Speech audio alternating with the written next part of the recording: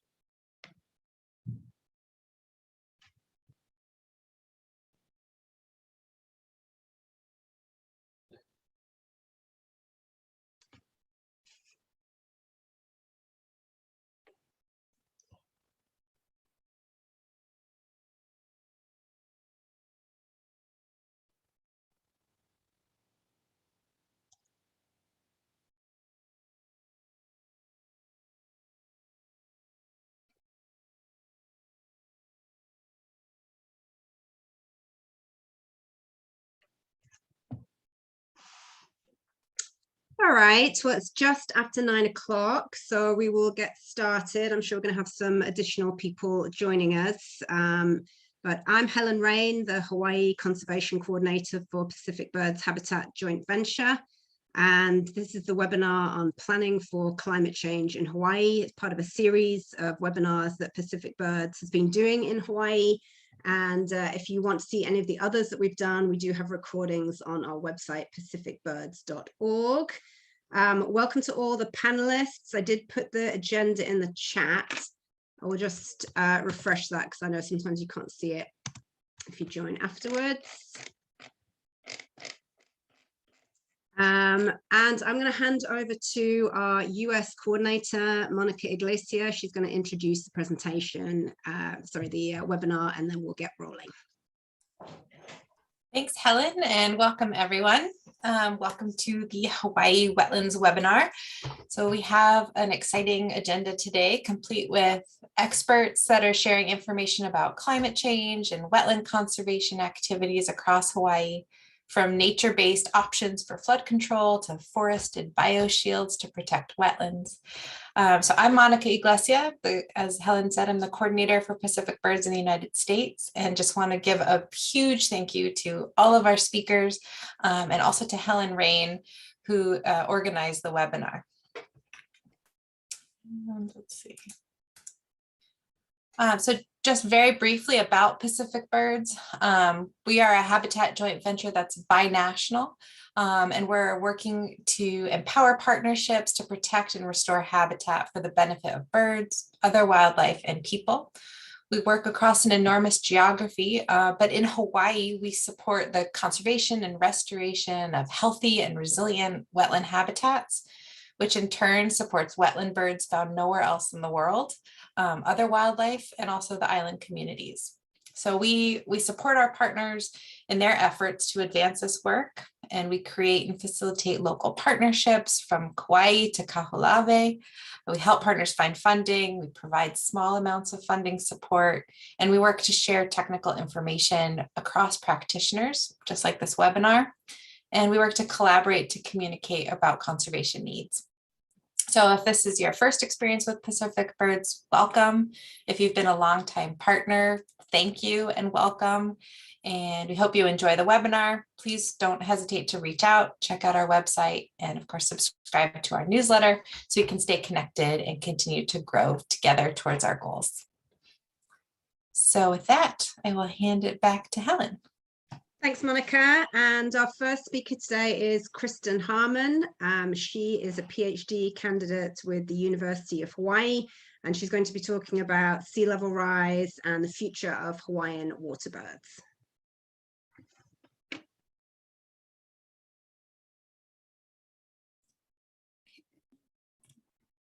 Okay, can you see that? Yeah, looks good, Kristen. Awesome. Thank you, Helen. Aloha, everyone, and good morning. Thank you all for coming and listening to my talk today. As Helen mentioned, I'm currently a PhD candidate at UH Manoa. However, I'm graduating tomorrow, so that's really exciting. But for the last 6 years, I've been studying Hawaiian waterbirds, and today I'm going to share a portion of my PhD research with you guys that looks at the projected impacts of sea level rise on Hawaiian waterbird populations. And this research has actually been published in the Journal of Anthropocene. And so I want to first start by acknowledging that this work was accomplished with the help of a few co-authors. So I'd like to acknowledge them and their contributions to this project. And then I'll also at the end, I can drop in the chat like a link to the published article if anyone's interested. I'd also like to thank a number of individuals and organizations for their feedback, support, funding, all of which contributed to the success of this research project. And so to start, I'm going to start by talking about different areas where conservation is commonly carried out. And first are what I'm referring to as state and federal conservation areas. These are protected areas such as wildlife sanctuaries, refuges, national parks, they're typically managed by state and federal entities. And in these spaces, conservation is typically the primary objective. And so generally speaking, the public interaction is limited with wildlife, although, they do, a lot of spaces do have opportunities for community volunteering on site with managers present. This is in contrast to protected areas called Indigenous and community conserved areas, where these protected areas are managed by Indigenous peoples or local communities. And in these areas, humans are integrated into the system, either because of cultural importance of the space or because the space provides a life necessity such as food. And these spaces are typically managed under an Indigenous resource management framework. And this is, which is has multiple objectives, management objectives, because society and nature are viewed as integrated subsystems that make up a whole social ecological system. And Indigenous and community conserved areas, they're currently not as frequently recognized in conservation policy and planning as the state and federal conservation areas. But in all of these spaces, a common goal is to minimize threats to threatened and endangered species. And we typically do this by focusing efforts on threats that we can control, such as invasive vegetation and introduced predator populations. And these actions are typically carried out in state and federal conservation areas, as well as the Indigenous and community conserved areas. However, there are still a number of threats that we just have little to no control over in any of the spaces, one example being sea level rise. And sea level rise threatens many ecosystems, but among some of the most vulnerable are wetlands, especially since they house a large portion of our world's biodiversity. They also provide critical ecosystem services, including habitat for many threatened and endangered species. And in Hawaii, wetlands provide foraging habitat for a number of our migratory shorebirds, as well as foraging and nesting habitat for 6 native Hawaiian waterbirds. And 5 of these 6 native waterbirds are federally listed as either threatened or endangered. And they include the alaʻula, or Hawaiian gallinule, which is currently listed as endangered. The io, or Hawaiian stilt, which is currently being downlisted from endangered to threatened. The nene, or Hawaiian goose, which was downlisted from endangered to threatened in 2019. The koloa maoli, or Hawaiian duck, which is listed currently as endangered. And the alai keʻokeʻo, or Hawaiian coot, which is also listed as endangered. And so many of our protected wetlands in Hawaii that are managed specifically for native waterbirds are located near the coast, making them extremely vulnerable to sea level rise. And loss of this wetland habitat will likely require the acquisition or creation of new wetland habitat in order to create new protected wetlands. And this is extremely costly and time consuming and resource intensive. However, there is an increasing effort to restore indigenous Hawaiian wetland agroecosystems, or lo'i, across the state of Hawaii. Lo'i are flooded field agroecosystems that are used to cultivate taro, waterbirds, fish, invertebrates, etc. And lo'i consist of a mosaic of fields that are constantly in different phases of cultivation. So that creates a heterogeneous landscape, both temporally and spatially. And so because of this, lo'i are able to support a variety of native species, including native waterbirds. And lo'i are examples of indigenous and community conserved areas as they're managed under an indigenous resource management framework. And so they have a goal, the goal of maximizing co-production of both crops and wildlife. So for this research project, I was interested in determining what area of currently potential waterbird nesting habitat is projected to be lost to sea level rise by the end of the century across the state. And I also wanted to know what area of potential waterbird nesting habitat could be gained by restoring lo'i across the state. So to answer these questions, I performed a spatial analysis using existing data. And I first obtained shape files for projected marine and groundwater inundation from the Pacific Islands Ocean Observing System. And these layers project inundation across the Hawaiian Islands by the year 2100 under the representative concentration pathway 8.5, which is the business as usual scenario. And I chose to use this data as it is the most comprehensive sea level rise data that we have currently for Hawaii. And models that were used to obtain these layers accounted for passive flooding, annual high wave flooding, and coastal erosion. And then I use a wetland shapefile from the US Fish and Wildlife Service National Wetlands Inventory. And I specifically focused on wetlands that would provide, potentially provide suitable nesting habitat for the alai keʻokeʻo, the io, and the alaʻula, as they all have fairly similar habitat requirements. And I chose to specifically focus on nesting habitat because all 3 species are generalist foragers. So many habitats might be suitable for foraging, but not necessarily for nesting. And I only used wetlands classified by the wetlands inventory as either emergent freshwater or estuarine, and only wetlands that were located at or below 400 meters, as this would represent suitable potential habitat for at least one of the 3 species. And although, some species may occasionally use higher elevations, some species may be more salt tolerant than others, but for this project, I didn't focus on species-specific impacts in particular.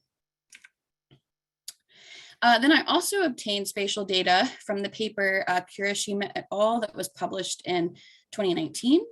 And this paper projected area that would, across Hawaii, that would be suitable for Lo'i cultivation by the end of the century. And they modeled this under multiple climate change scenarios. But for my analysis, I specifically used the Lo'i layer produced under the RCP 8.5 so that it was consistent with the sea level rise layers. And this layer produced by Kirishima et al. Accounted for distance to perennial streams, soil type, slope, and elevation, which was used as a proxy for air temperature. However, they didn't account for sea level rise in their modeling. And they estimated that roughly 13,622 hectares would be suitable for Lo'i cultivation across the state of Hawaii by the end of the century. And then lastly, I performed spatial calculations using these layers in ArcGIS Pro. So first, to estimate the area of existing waterbird habitat that may be inundated by either marine or groundwater, I overlaid both the groundwater and marine water sea level rise layers onto the existing waterbird habitat layer, and then calculated where those two layers intersected. And I did assume that both marine and groundwater could create unsuitable nesting habitat because all three species typically nest either on bare ground, in vegetation, or if they do nest in open water, they're typically using some kind of vegetated mats. And so I made the assumption that groundwater or marine water inundation may flood their current habitat and make it unsuitable for nesting. And since the original Lo'i habitat layer from the Kirishima paper didn't account for sea level rise, and we know that brackish water is not suitable for Lo'i cultivation, I subtracted the marine water inundation layer from their Lo'i layer.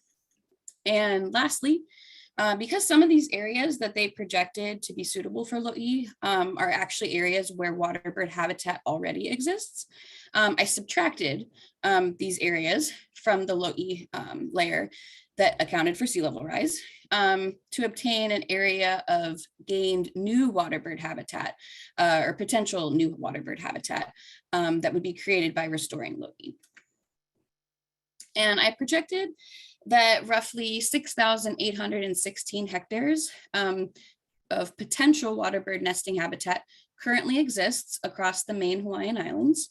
About 27% of that is projected to be inundated by marine water, and about 2% of that is maybe inundated by groundwater. However, I also projected that about 11,677 hectares is projected to be suitable for Lo'i cultivation and is not already existing waterbird habitat. So this represents roughly 171% of the waterbird nesting habitat that currently exists.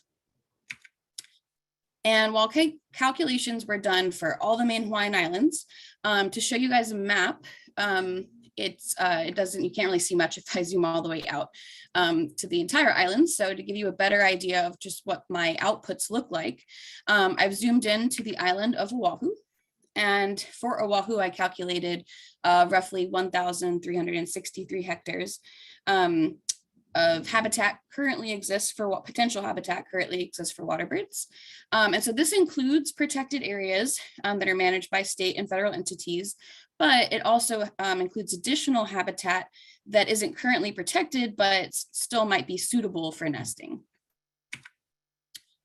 Also on Oahu, I projected that roughly 354 hectares of waterbird habitat will either be inundated by marine water, and roughly 52 hectares may be inundated by groundwater. And so again, to zoom in even further, if we zoom into James Campbell National Wildlife Refuge, this is a protected wetland located on the north shore of Oahu. We see that current waterbird habitat is represented in yellow, And it's projected to be inundated by both marine water in green and groundwater in blue. And so this is an example of an outcome across my maps for many of the currently protected areas in Hawaii. However, accounting for sea level rise and already existing habitat, roughly 6,105 hectares on Oahu is potentially suitable for Lo'i cultivation by the end of the century, and also potentially suitable for waterbird nesting. So the main takeaway points from the study are that roughly 29% of potential waterbird habitat that currently exists is projected to be inundated by the end of the century. And some of this area is currently protected wetlands that are managed specifically for Hawaiian waterbirds. And although we have limited control over sea level rise, we still can minimize its impacts by trying to compensate for these wetland losses. And so this research suggests that restoring Lo'i across the state is one potential solution to help compensate for these habitat losses and may help stabilize Hawaiian waterbird populations. However, restoring Lo'i is often challenging. This is for a number of reasons. One, with any development in Hawaii, we have archaeological surveys, a number of state and federal permits.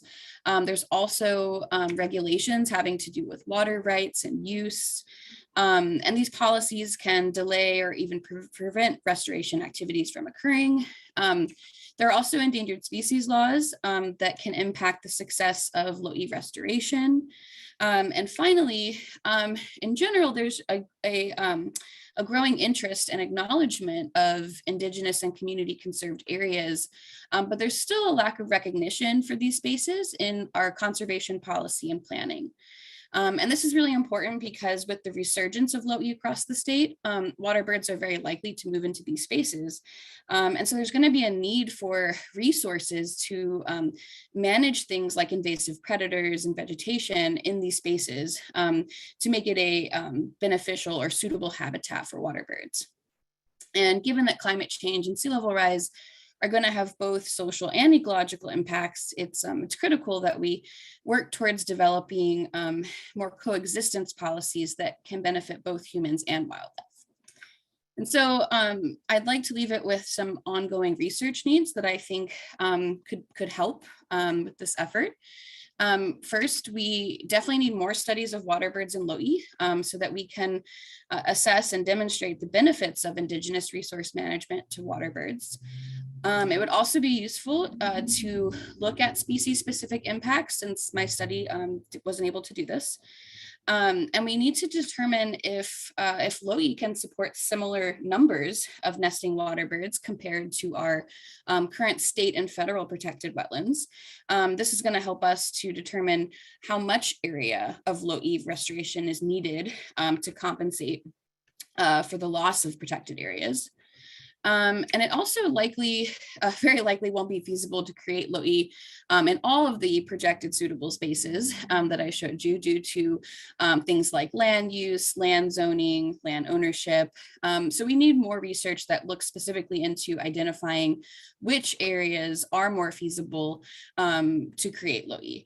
And this highlights an important need for conservation planning to include things like protections for these spaces from continued urban development, also the need to include private landowners, particularly farmers, in our waterbird conservation plans.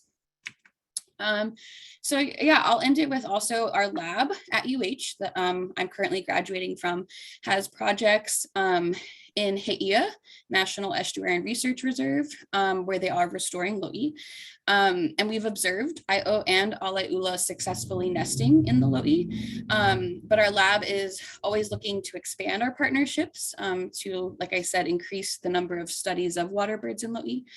So if anyone listening is interested, or maybe you have suggestions of contacts who might be interested in partnering with us, please reach out either to my email. I also listed our lab website. And if you're interested, this is the full title of the publication. And like I said, I'll drop the link to that in the chat as well. So thank you. Thanks so much, Kristen. I feel like your work just provides a great path forward for managing waterbirds with climate change, and tackles some of those issues that we've been hearing from the community about the challenges of doing that at the minute. So really helpful to explore that. We do have a question in the chat. Oh, I see Ruby answered her own question in the chat. Richard, did you have a question? Let me see if I can unmute you. I'm not sure whether I can. Otherwise, you might need to just put it in the chat. Oh, I think I can. Hold on, let me find you. Okay, go for it, Richard. Great, thank you. Can you hear me? Yes.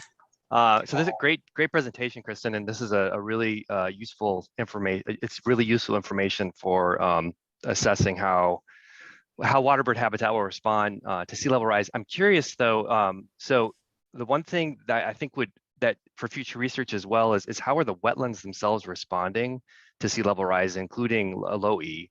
So we know that wetlands are dynamic systems, right? And they have been keeping up with current rates of sea level rise through below ground root growth and sediment inputs. And I'm curious, when you were building your model, if you came across any data or information that's looked at like accretion rates, sedimentation rates in Hawaiian wetlands. I know that the Nature Conservancy installed R sets in Hawai'i, but I'm curious if any other areas you looked at have measured that, like how the wetlands are responding and how they might, because I think that would be valuable in looking at the area that will lose. You know, there are some areas that might be able to maintain their elevation through root growth or shifts in the community composition. But yeah, I'm curious if you came across any information on that.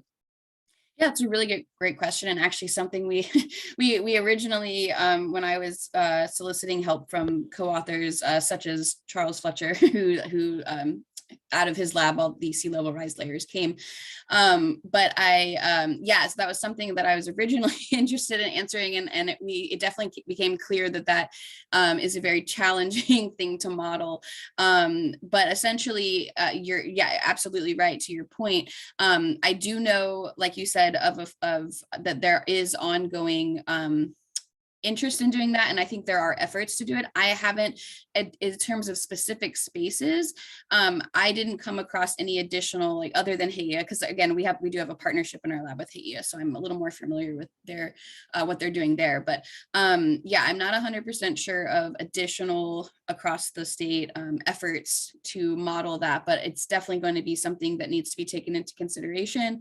I will say that with the while it's still very uncertain, I will say that with the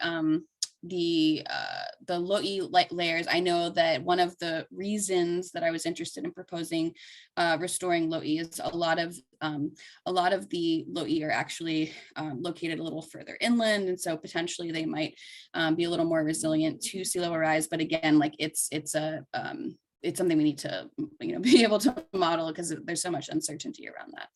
But yeah, I'm not personally aware of any other specific sites that are doing that, but maybe other folks do in here. But yeah, it's definitely something that needs to be considered. Yes, so thank you for pointing that out. Okay, and then Basil, I see you have a question. I think you should just be able to unmute yourself. Yeah, it's more a comment and a question. I would add one other thing to your challenges of loy restoration, and that is the cost of restoring it. We estimate out in West Kauai that it costs $5,000 an acre to restore an agricultural field to loy. So $500,000 for 100 acres. It's not peanuts.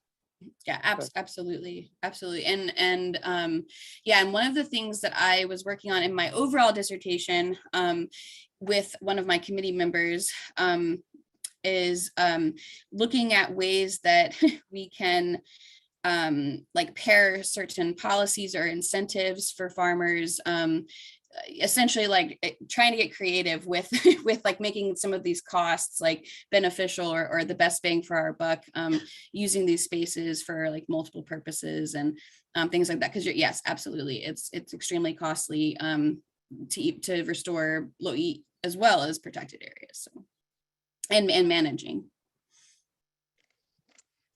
Okay, Andy, I see you have a question, and then I'll come to Linda's in the chat, then we'll have to move on.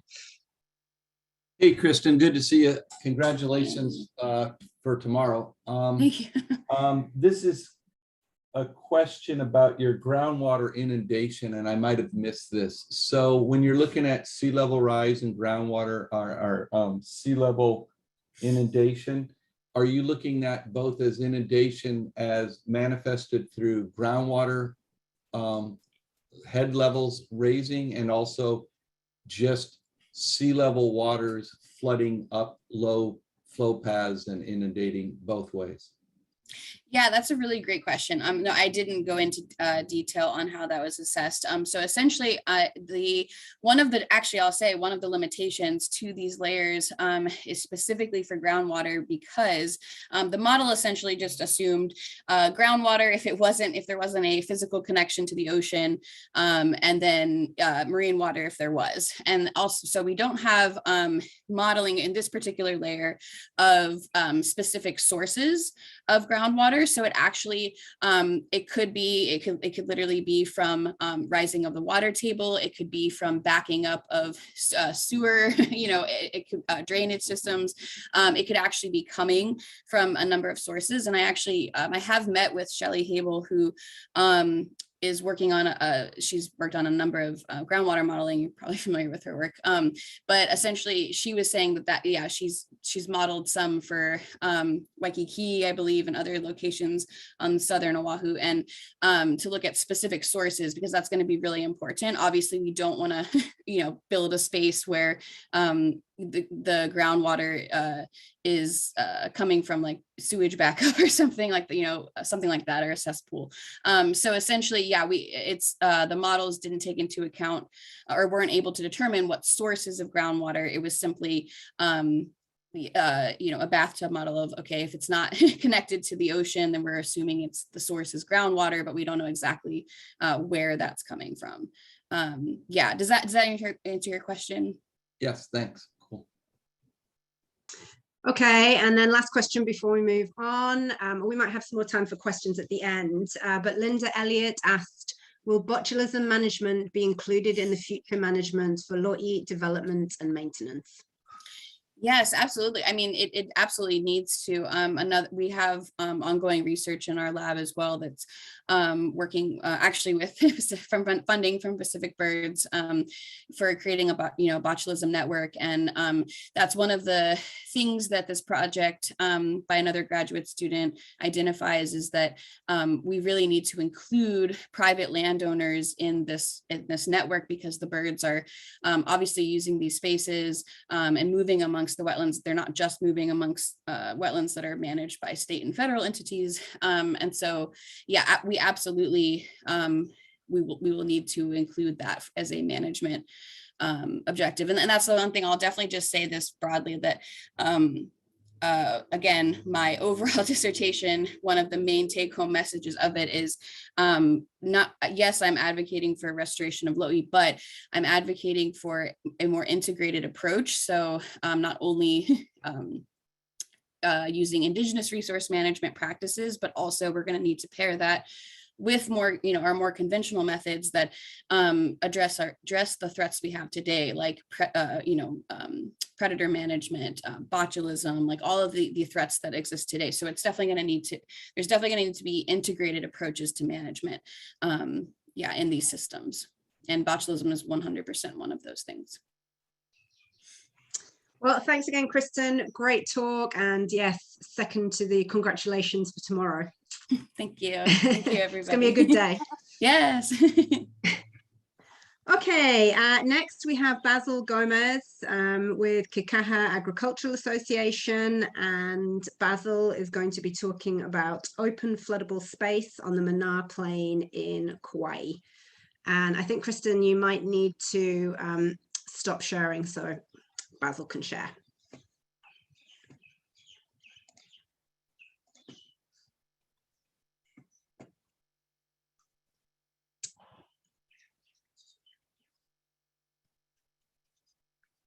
Basil, are you there? Yep, I'm here. Can everybody see that? We can't see See my anything screen? yet. We can hear Okay, you, great. but we can't see your screen yet. Oh, okay, let's try this.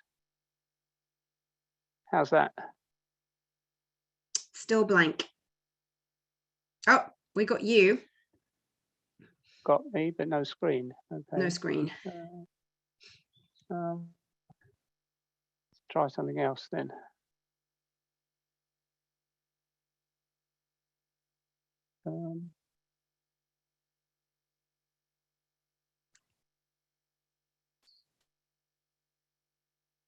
How about that one? Nope. Ah, yes, it's coming. Okay, great. There we go. Okay. You might want to go Okay. into presenter mode. We can see your sort of slides at the side at the minute. I can do.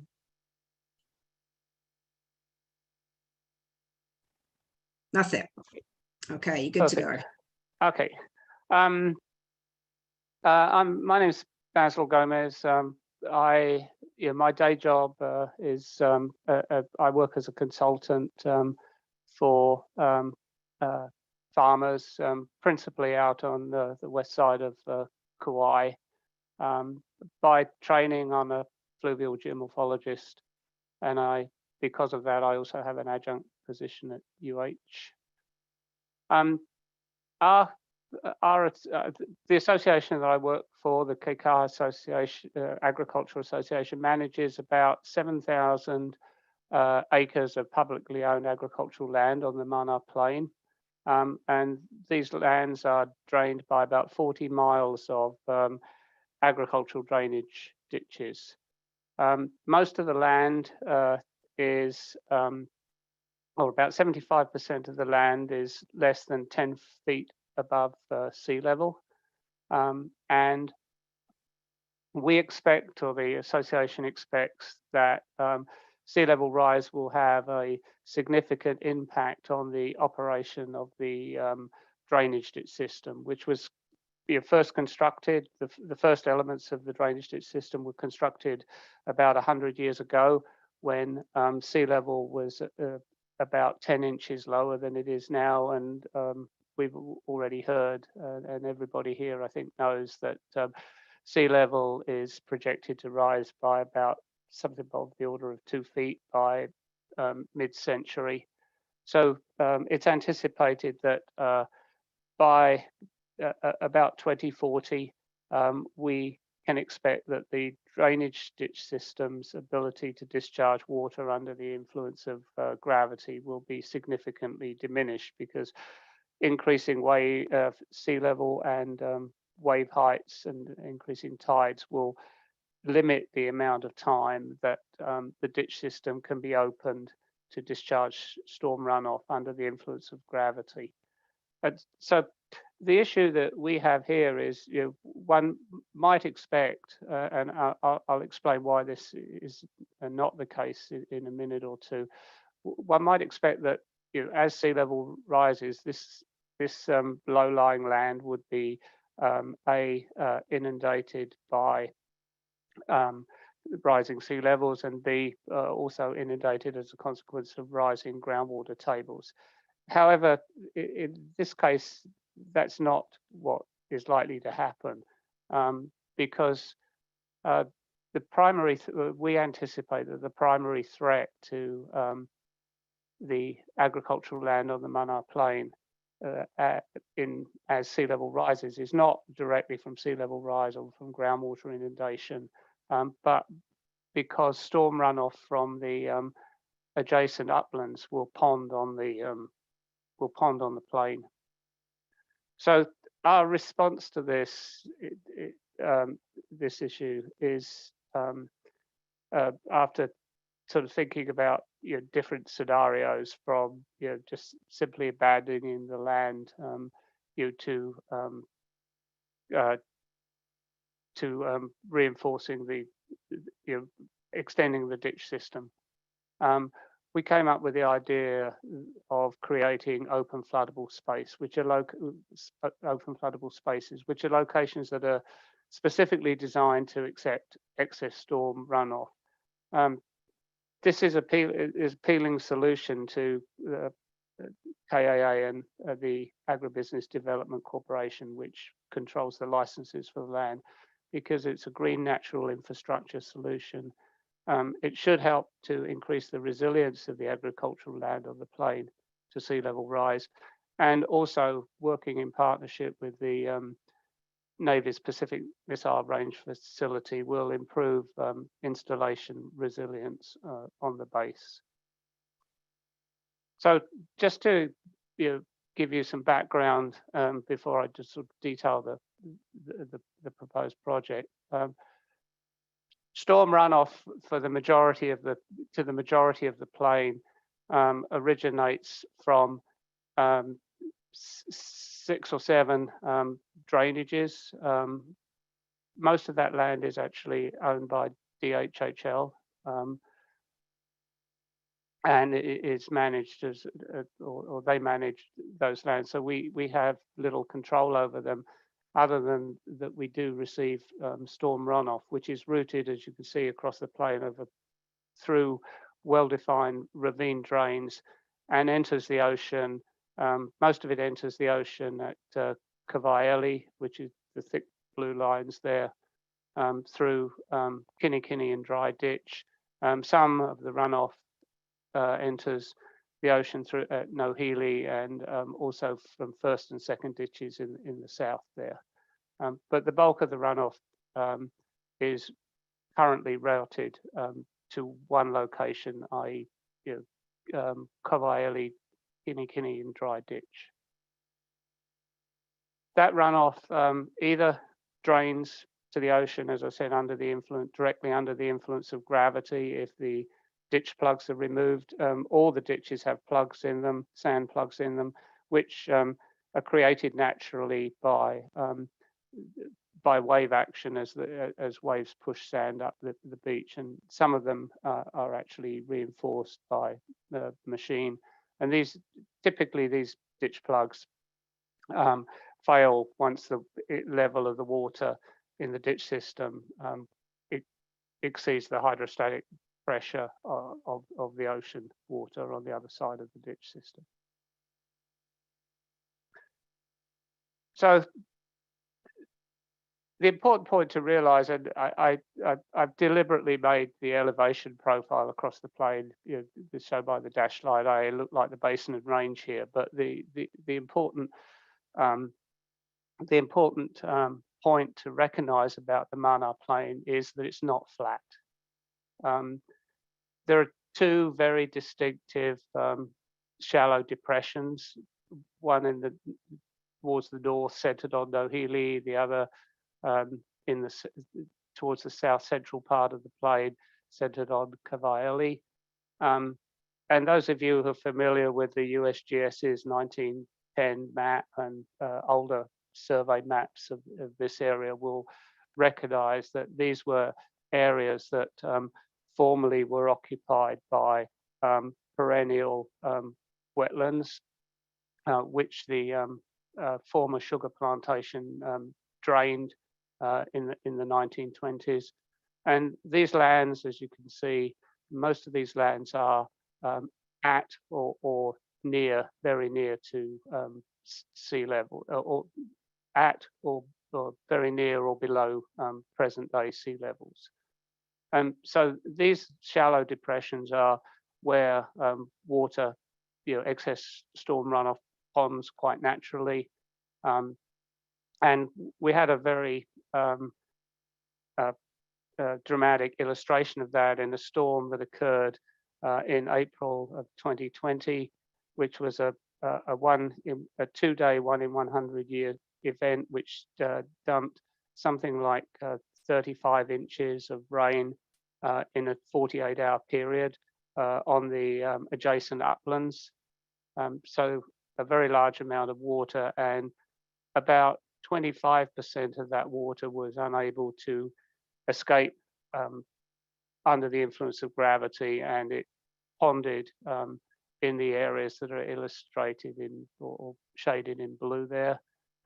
The inundated areas were captured from a Landsat image that was obtained about a week after the event had occurred.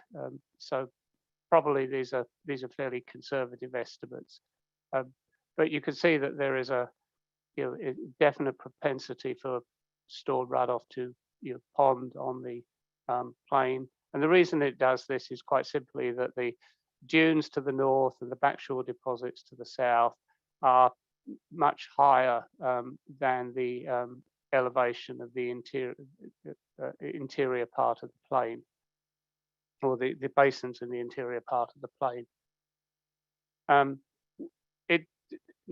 On the early survey maps, it's very clear that there were no perennial rivers or streams on the plain, and indeed there's no outlets to the ocean in the north, on the northern part of the plain, just simply because the backshore deposits were and the dunes were too high and couldn't be penetrated by the diffuse runoff that occurred on the plain across the alluvial fans. The lump that you see there, labeled Holocene alluvium, is a big alluvial fan that's at the mouth of, is developed at the mouth of two of the largest streams draining the uplands.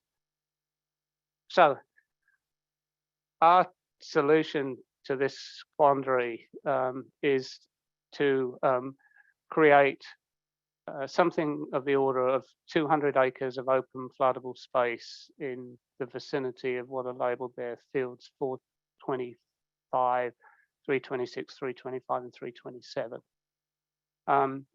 We anticipate that this will allow us to do two things. Store a significant amount of excess runoff during, that occurs during not big storms. Big storms, we have very little, big storms like the 2020 storm generate vast amounts of water. We really have very little control over the amounts of runoff that are discharged during those events. So we view those as acts of God that we have to live with. But for smaller storms, that is anything that's less than about a 20-year recurrence interval, that's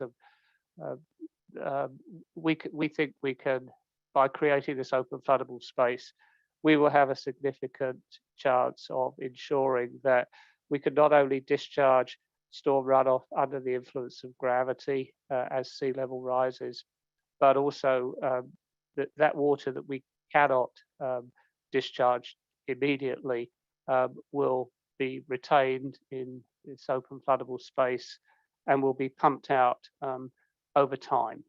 The creation of open floodable space has two aspects to it. Not only does it retain excess storm runoff, but it also acts as a settling pond to trap the suspended solids that are this storm runoff contains. In order to do this, we have to do two principal things. We have to realign portions of the drainage system so that water from the northern end of the plain naturally enters the open floodable space as it passes through the Node Healy area, rather than now being, as it does, being transmitted through the drainage system down to the south at the Hawai'i and dry ditch. And we also have to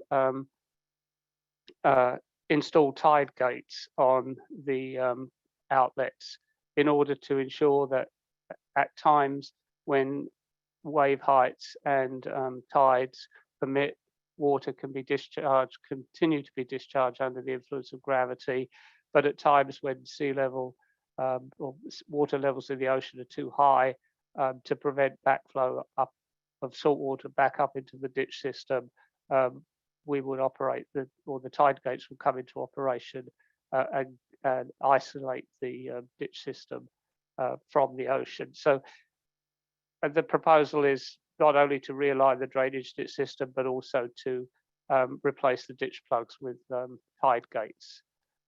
We will also need to upgrade the pumps at Hawai'i and Nuʻu, because we will need to pump more water than we're doing now. We currently pump about 9 million gallons of water a day. That's projected to increase by about 75% on a daily basis in order to deal with the water that's temporarily stored in this open floodable space. And it will increase significantly if the KIUC, or rather the West Kauai Energy Project, comes into operation, or when it comes into operation, because they will be discharging water from their Puʻopai power plant onto the plain and into the drainage ditch system. And we anticipate that they're doing that for something of the order of 120 days a year. Will increase the pumping rates, depending on the time of year, will increase the pumping rates by between 50 and 250% of their current levels. We also proposed as part of this project to reduce the number of outlets to the ocean from 5 to 3. This is primarily to help eliminate fish kills. Tilapia like to hang out in the low gradient areas of the ditch between the main ditch and the ocean. So by increasing the gradient of those sections and eliminating low gradient sections, we hope that we will no longer have to deal with significant fish kills on a regular basis. But also PMRF, the base, is worried about erosion at the end of their runway. So closing one of the outlets will eliminate that threat.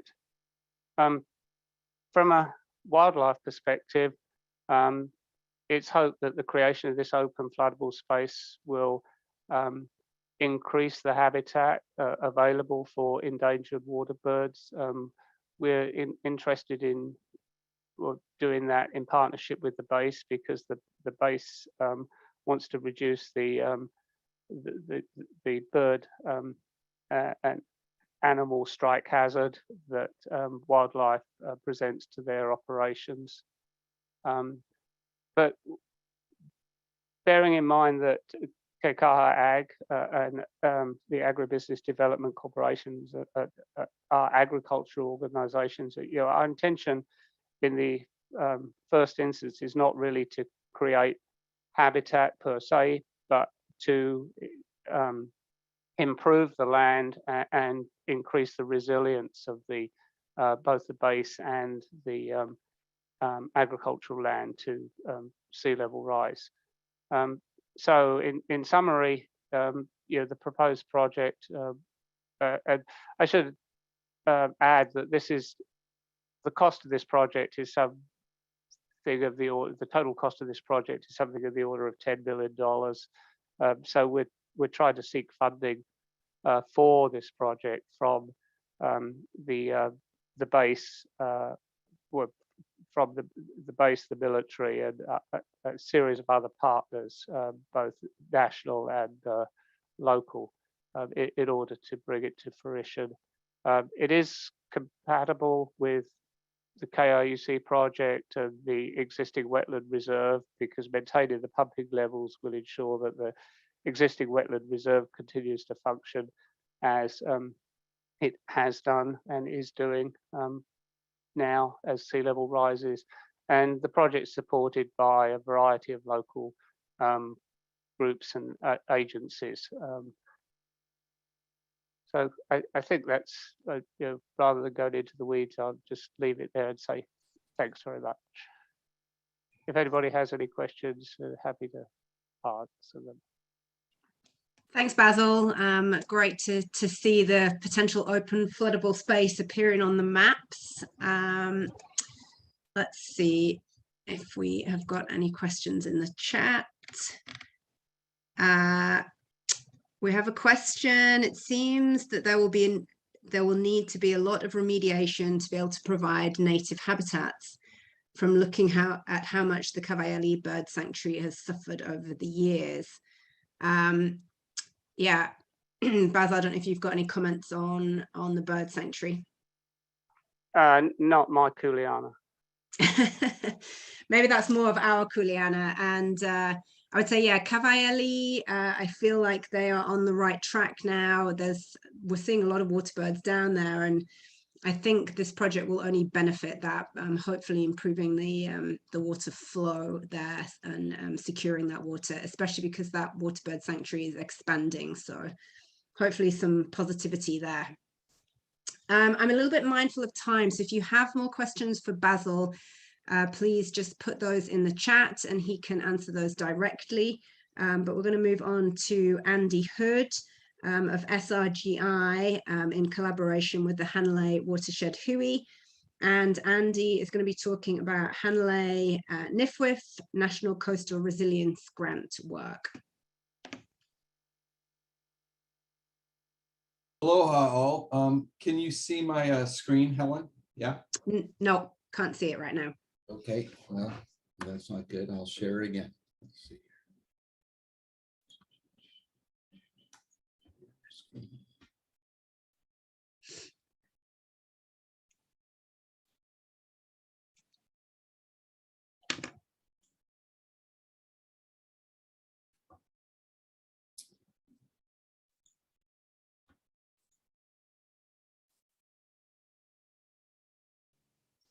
Yeah, that's looking promising, Andy. Okay. There we go. Yeah, you're good to go. Okay, let me slide this over.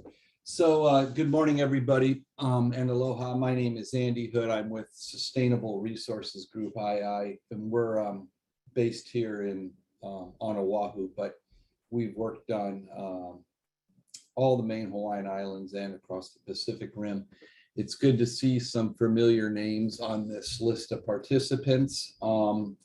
And I am going to give a brief overview of a study that we're doing, as Helen said, with the Hanalei, under the Hanalei Watershed Hui, which is a not-for-profit based out of Hanalei that's been in existence for a little over 20 years. The purpose of our study is to look at flooding in the Hanalei Basin and evaluate solution designs to mitigate flooding.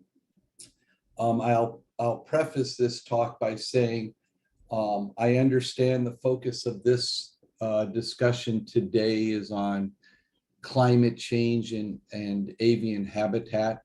But I'll go through our study and then make the nexus to how our solution designs will hopefully enhance ecological resiliency and also increase the usable area for our endangered waterbirds. So I should tell you all that this study has been discussed between myself and the Hanalei Watershed Hui for nearly 2 decades in one incarnation or the other. The main impetus behind getting funding for this was due to the April 2018 episodic flood event that affected Kauai, but specifically the north shore of Kauai from Hanalei to Ha'ena. And as a result of that, there was momentum, and the funding for this study came from State Act 35 funding. Not that that matters to anybody, but that's how the nexus became.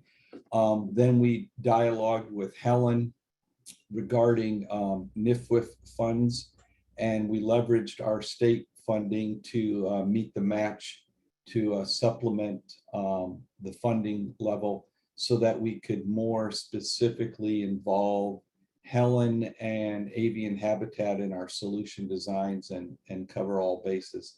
So I'm going to blaze through these slides pretty well or pretty quickly because I think really the main thing will be to discuss the avian aspects of the study. But as some of you know, and probably all of you have heard, is flooding in Hanalei Basin is a frequent event. And the flooding is generally riverine overtopping out of the Hanalei River and inundating Kuhio Highway, which is the only road in and out of Hanalei and to points north in the Haina district. The reason for the routine flooding is, well, Hanalei Basin is a low elevation area ranging from about 5 feet mean sea level up to 20 feet mean sea level. The Hanalei is one of the largest rivers by flow volume in the state of Hawaii, and its watershed includes Wa'elele, and as we all know, there's significant amount of rainfall that hits that area. And when it does, the controlling amount of how much water can leave the basin is based on is somewhat of a function of the tide level. So when the tide's flooding and the river's flooding, we get floods that inundate the area. This causes a lot of disruptions to the community. It causes a threat to loss of life and property, and it's just a general issue that they deal with on basically a quarterly basis. So by all accounts, the frequency of flooding is expected to occur in part due to rising sea level, which will keep the tide levels higher, and also the potential for increased high magnitude flood events from rainfall that are potentially expected to occur. So this is just a slide showing the April 2000 event, and this is looking from the west to the east. In the upper part of the photo is Princeville, and then the foreground of the photo is the Hanalei, a residential area. And you can see the Hanalei Pier, but this was taken about 18 hours after the main floodwaters had started to recede. But you can see that it just really inundated the whole townscape. This is just a photo of some of the damage that the flood presented down by the Hanalei Pier. This is a photograph of a private property on an oxbow meander, which is known locally as the Buffalo Farm. Significance of this photo is that this is all regulatory floodplain, and one would expect it to be inundated. However, the natural topography of the site's been altered through anthropogenic activity. The berm in the foreground was built unpermitted back in the 1990s, and that's changed the hydrodynamics of the floodway. And an interesting note of this is that any waterbirds that might have had nests across this area would have failed due to the flooding. And then this is just a typical flood, if you will, in August of 2019. So you can see in the upground here, this is the Hanalei U.S. Fish and Wildlife Refuge, and that's currently under bird lo'i and kalalo'i. So this is just to show you an old photo of Hanalei from 1929. It's an interesting photo in that you can see how this oxbow meander, and there's the mouth of the river, how maintained it is in agricultural cultivation. These are rice paddies at the time, and then this was pasture land. There is the berm that shows where this berm that I showed earlier is aligned, but at that time it wasn't elevated. And then these are a series of ditches and stuff. The stories about this back in this time where there were literally thousands of birds across this whole entire area, water birds across this entire area. And then this is just a picture of Howbush encroachment. I'll just mention Howbush encroachment in that and this is an ongoing discussion, and a challenge is management of Howbush, which encroaches across our riverine systems and wetlands and displaces waterbird habitat to a large degree and changes hydrodynamics of the river systems as well. I'll just cut through this. So our study is the following.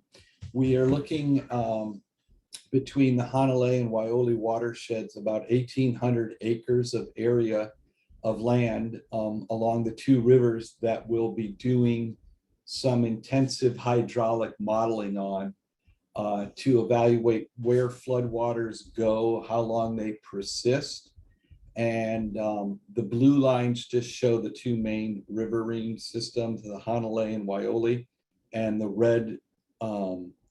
red polygon delineates areas where we'll be doing intensive LiDAR mapping and bathymetry mapping of the water bodies. We're doing this project, as I said, as our firm is a sub-consultant to the Hanalei watershed Hui. It is truly a community-driven process. We have a community advisory team of key individuals that are respected and have a lot of mana'o about the play space. And we're going out as we speak to homeowners and property owners across the watershed to introduce them to the project and to seek permission to get onto their land to do some mapping and other analysis that we'll be using as inputs in our modeling.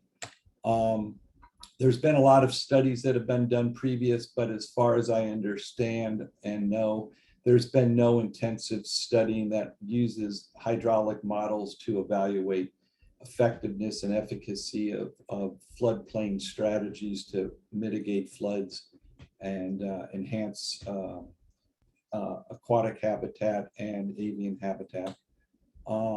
So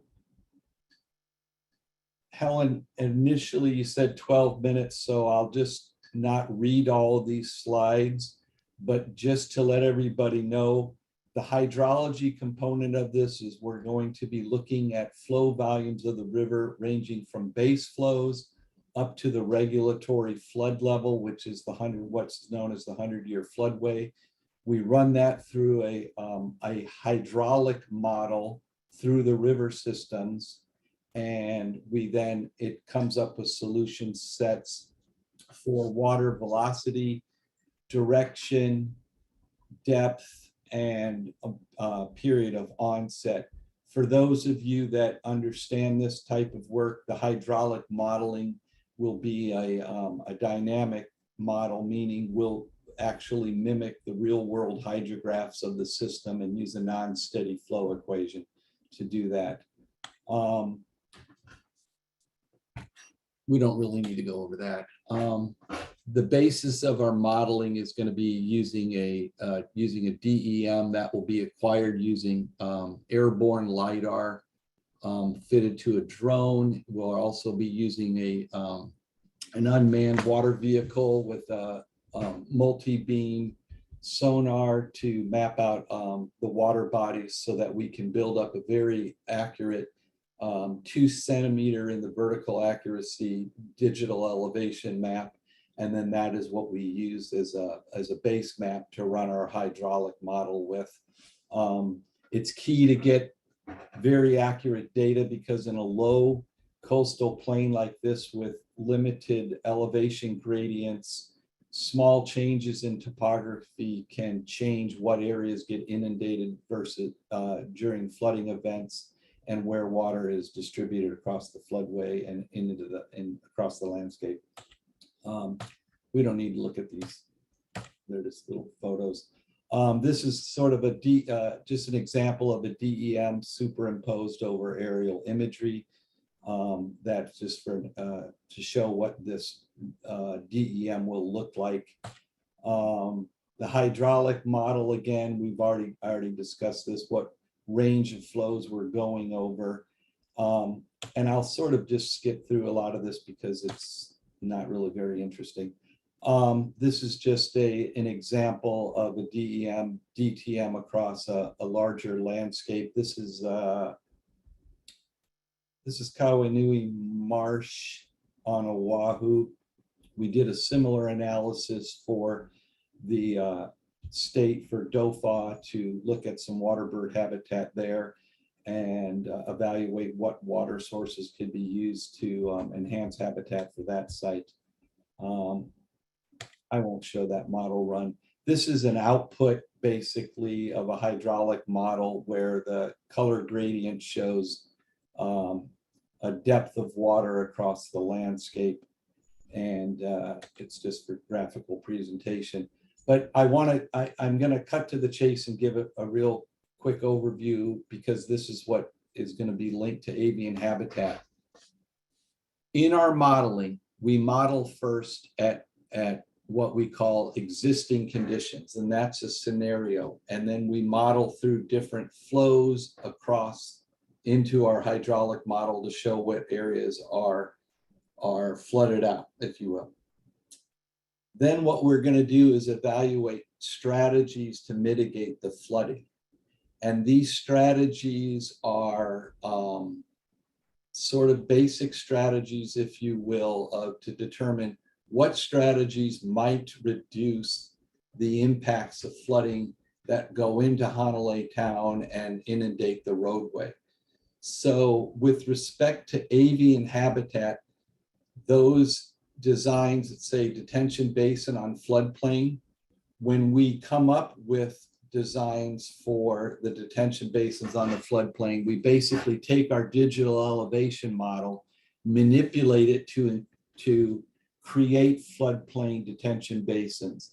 But when we do these designs, we'll take into account the physical habitat structure requirements for the endangered waterbirds, such as depth of water that we can maintain during non-flooding events, elevations where nesting can occur and not fail due to flooding, those kind of approaches. And we'll have to look at this in the whole holistic and comprehensive framework of how do we do all this, take into account potential for mitigating stagnant water conditions to potentially mitigate outbreaks of botulism and the types of plants to use that will provide foraging cover for the birds, etc. So I jumped right into that because that is the nexus between the avian habitat potential and enhancement in this for this project. But the driver of our project is to mitigate flooding and to see what solutions will provide the most bang for the buck. And we can do this analysis, like I say, with this modeling routine that we're proposing and that we're going to be doing. So let's see, I'm pretty much so at the end of the time, but you can see that we're going to be trying to do this very, very well thought out so we can look at a cost benefit analysis of these mitigation strategies, bring this back to the community and let them see the data, understand what's going on, and help make decisions on which strategies we can rally folks to get behind, to implement. And as we're going through this project, we'll be identifying potential funding sources and different partners that we can bring on board to help bring these strategies into the implementation phase and get them actually done on the ground.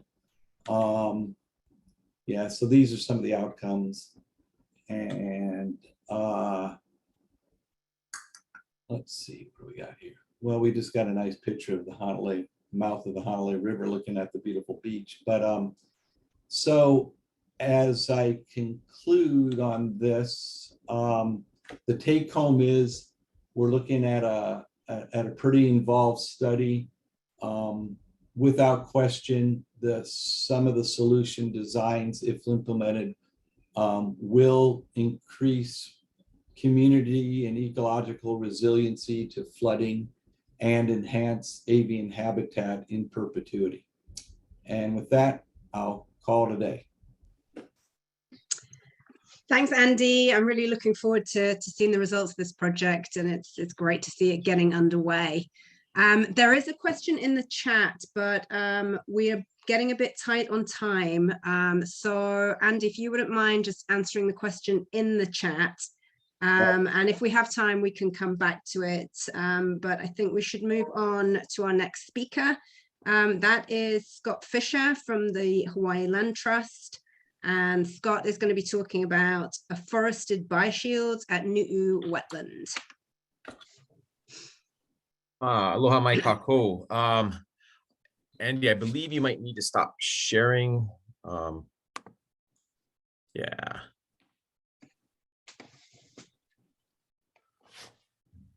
Yeah, I can't share my screen until. There we go. Okay, thank you. Let's see. Sorry about that. Oh, no worries. Yeah, let's see. Is that visible? Yep, we can see it. Wonderful. Okay. Yep, looks good. Okay, thank you. All right, so as I mentioned, my name is Scott Fisher. I am the Director of INA Stewardship for the Hawaii Land Trust. And the discussion today will focus on protecting coastal wetlands from high energy marine inundation through forested bioshields. And what I'm meaning by high energy marine inundation is tsunamis, which will be the focus of the discussion today, but also large storms. Maui does not have a whole lot of storm activity. The last time that we were hit by a very large storm was in 1980, and prior to that was about 1840. So, but I just want to point out where the Nuʻu wetlands are. They're indicated here on the south east coast of Maui. It's as I'll point out, yeah, there we go. Yeah. So the Nuʻu Refuge, it's owned by the Hawaii Land Trust. We've managed it since about 2006.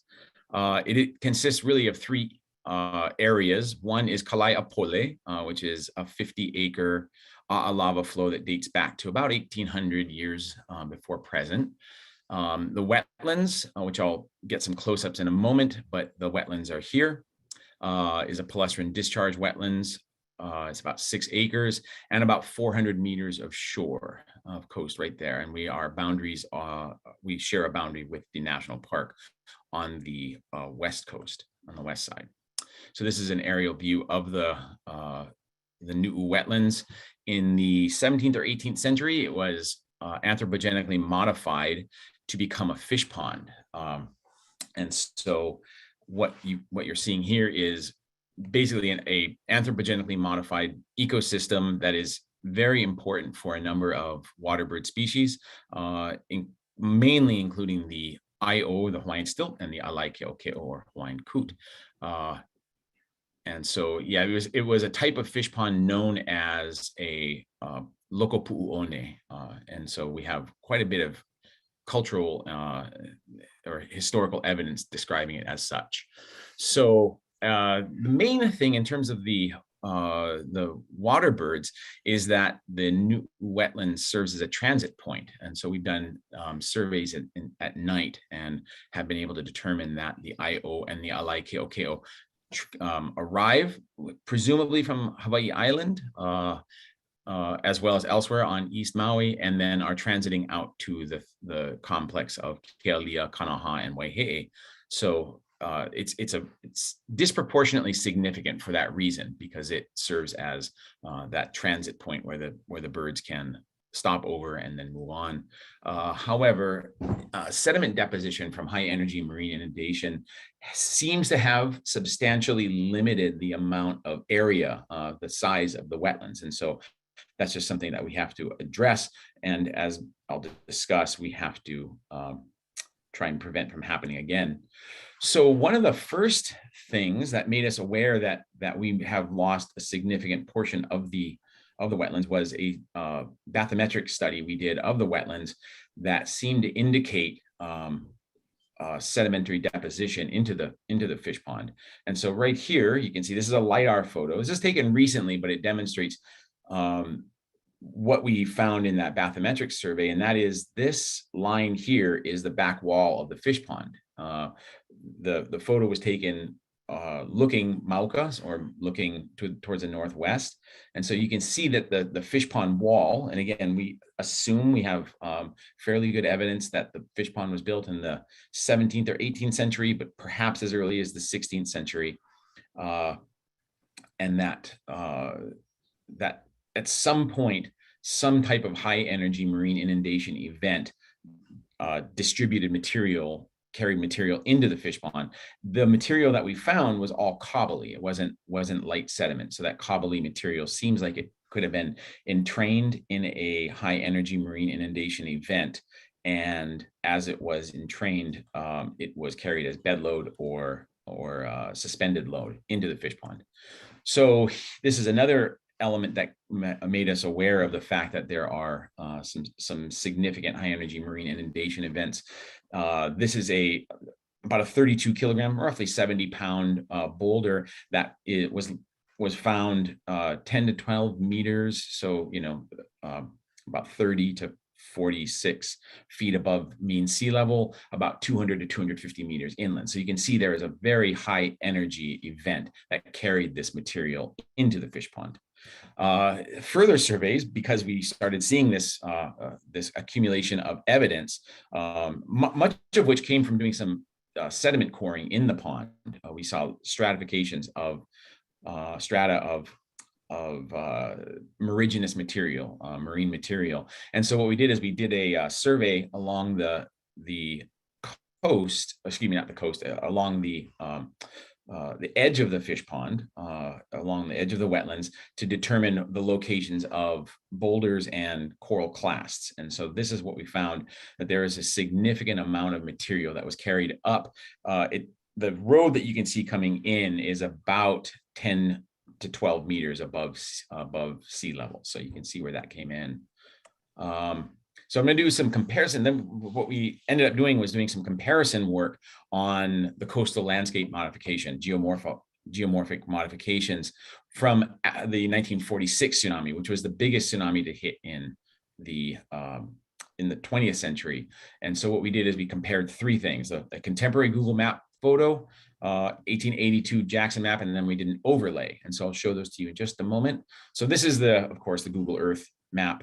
Notice the fish pond here. Our property boundary is about where the second N in Nuʻu is. Actually, this is erroneous. Nuʻu Bay is here, but the fish pond is here. Our property boundary is around here. And I just want to point this out. So keep this in mind. So there is the 1882 map. Here you can see the salt pond here, which is described as a salt pond. It's actually mostly fresh. At least today it is fresh. And you can see how close the shoreline is. So this then is an overlay of both. Again, I want to point out that accretion just from the 1946 tsunami is about, in some areas, about 100 meters. So it's significant. There was a shoreline in 1882, and here is the shoreline today. What we believe is happening is material is being dragged along the coast. So this, particularly from this area right here. So that is the 1882 Jackson map overlay, just demonstrating how much material is moved along the coast. What we're finding is that the waves are moving along the coast as an edge wave, along the edge of the coast, hitting Kalaiʻapole here, and then all that entrained material, the sediment, the bed load and suspended load is hitting Kalaiʻapole, and as it's doing so, it is that material is dropping out of suspension. So some of the summary of the paleo and historic high energy marine inundations at Nu'u, there has been at least 3 historically documented tsunami events. The first one is in 1867, second one in 1869. Of course, tsunamis being stochastic events, they happen randomly, and so you can't predict when they're going to happen. So 1867, 1869, and then of course, as I mentioned earlier, in the 1946 event was the single largest event that really kind of wiped out. No one has lived there since the 1st of April 1946.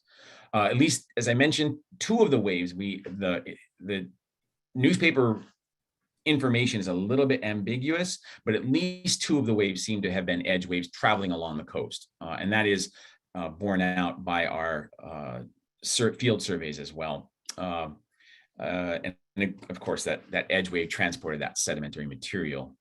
So the conclusion that we've arrived at, of course, is that large storms and tsunamis, high energy marine inundation, pose a very serious threat to the wetlands.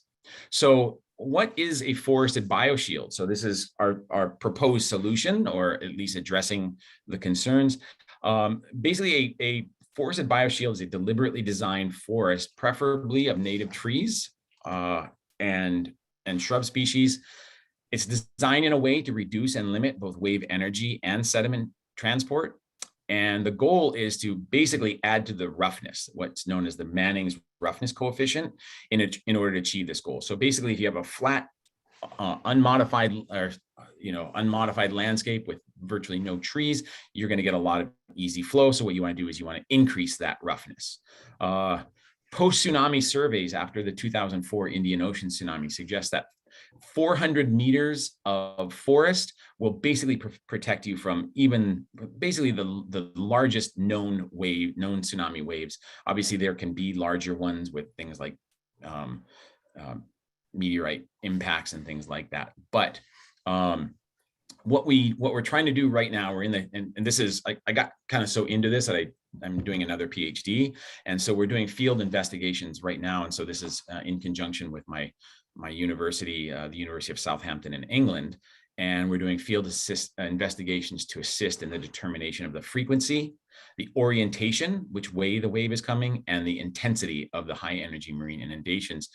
And that is with the goal of optimizing the design of the forested bioshield. So what I want to just point out here in this photograph here, we're doing the same thing at Waihe'i for a different purpose. Along this coast, along the back edge of the wetlands here, we're putting hala in order to, when we have very high energy, or I should say storms that bring a lot of water down, these are sand dunes. And so the sand is eroding into the wetlands, and we want to prevent that from happening.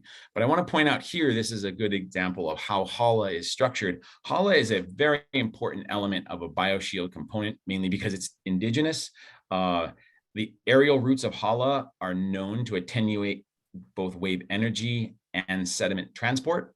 And hala in post-2004 tsunami surveys in the Indian Ocean Basin, they were able to determine that hala are sturdy enough that a wave has to reach 80% of the height of the tree before it snaps. And virtually no hala actually was completely ripped out of the ground because of the strength provided by the aerial roots. So hala, however, should be seen as one element of the overall bioshield design, and that they should be seen also in conjunction with other trees, other hardwoods, and with shrubs. And so in addition to hala, we're using trees like the Mersaini, the Kolea, or we will be. We haven't quite started on them on the expanded bioshield. We're in the early stages, both of our research and implementation. But Kolea is the species that, through our palynological studies of the wetlands, the pollen of the Mersaini showed up as being quite abundant.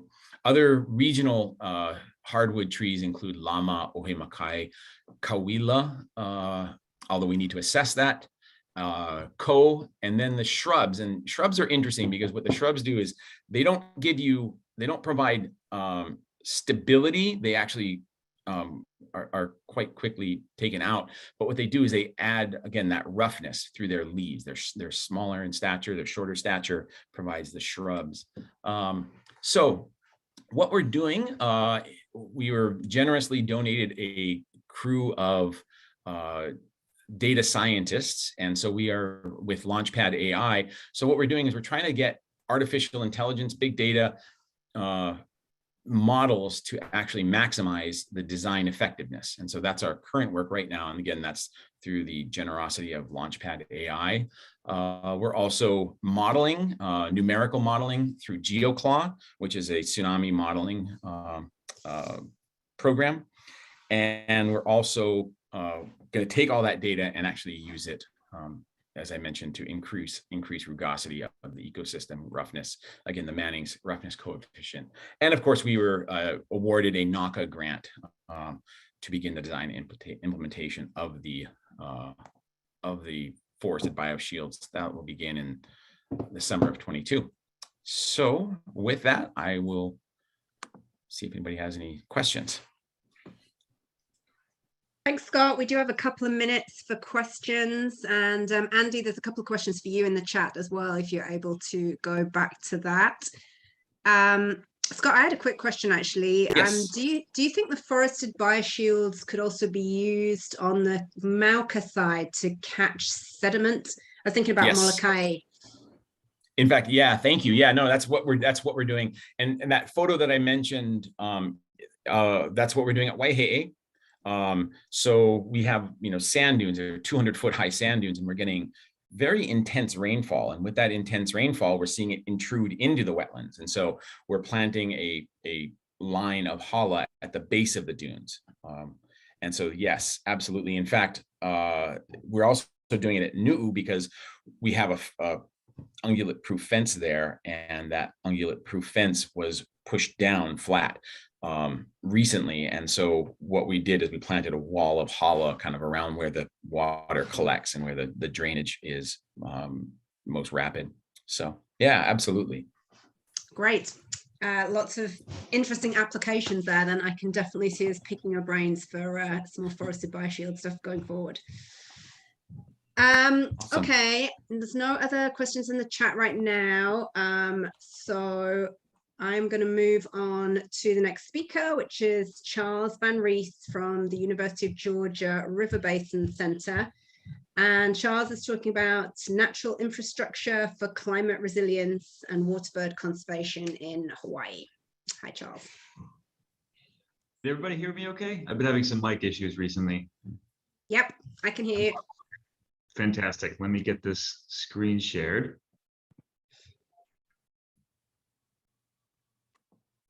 Okay, can we see that title slide? Yep, we can see it. You're all good. Perfect. All right. Thanks so much, Helen. Thanks everybody for being here. Yeah, my name is Charles, and the focus of this talk is kind of an interesting convergence of the work I'm doing now at the University of Georgia and work I did during my PhD at Tufts University, which was all taking place on Oahu, studying endangered waterbirds there. Also want to give a quick shout out and congratulations to the very soon future Dr. Harmon. That's really exciting news.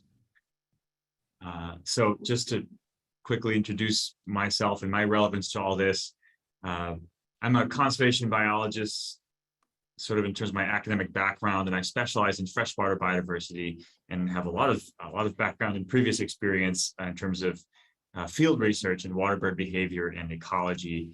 I did a lot of work with Alaiula on Oahu during my PhD, and currently I'm sort of continuing to do some work with Livable Hawaii Kaihui and other groups, hoping to sort of push and promote conservation of this and other endemic and endangered waterbirds on the islands. And getting to where I am now, I'm sort of embedded in this strange tabernacle of really cool interdisciplinary research groups right now at the University of Georgia. I was hired specifically to be coordinating part of the Network for Engineering with Nature, which is this interdisciplinary collaboration between the research arm of the Army Corps of Engineers, as well as the River Basin Center here at UGA, which is kind of the main place where I'm based, and the Institute for Resilient Infrastructure Systems.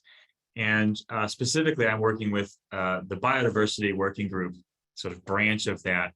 And our focus is on trying to understand how we can leverage the increased use of resilient infrastructure systems, natural infrastructure, to promote biodiversity conservation goals at the same time and kind of achieve as much as possible these win-win situations, which I'll be getting into more shortly.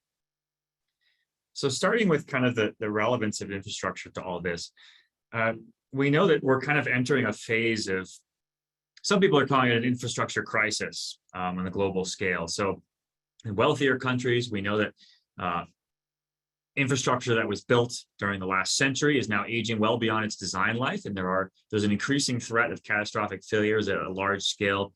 And then countries that are only now sort of doing a lot of that really intense industrialization, those countries are experiencing really rapid population growth, a huge increase in the affluence and the sort of material demands of that population. And so there are absolutely huge plans for new infrastructure in those regions. At the same time, when we have all this stuff happening with infrastructure, all this stuff that needs to happen, we also have a biodiversity crisis, and that is especially concentrated in the freshwater realm. Organisms that inhabit wetlands of different kinds, especially, I would say, palustrine systems like marshes and swamps, are extremely threatened and declining at rates that are, unfortunately, quite a bit faster than everything else, although it's kind of an emergency situation across the board. And then beyond that, we know that climate change is a stressor that's going to exacerbate and greatly increase both of these crises. The infrastructure that we have and the infrastructure that's being planned, a lot of it is not ready for the changes that are going to be occurring in the future. And the biological systems that we're seeking to protect have, of course, evolved and been selected for adaptations to the present climate scenario, the present regime. And as that goes through these massive changes, we're, of course, going to be seeing this increase in stress. And that's going to be one extra thing driving biodiversity decline, and one other extra thing we have to manage the impacts of. So we really, this is kind of scary to think about, but you could also frame this from a glass half full kind of perspective. We have an opportune moment here. We have a moment where we absolutely need to be taking action. We know that infrastructure needs to be meeting this rising demand, that we need to fix what we currently have, and that we need to have sufficient infrastructure so that a huge number of new people on this planet with population growth can live healthy and satisfactory lives. And at the same time, we know that conservation science needs to achieve all these goals it's been trying to achieve in the last few decades. And I might add, failing pretty miserably, right? We have not achieved any of the Aichi targets, for example, and we know that things are not going well.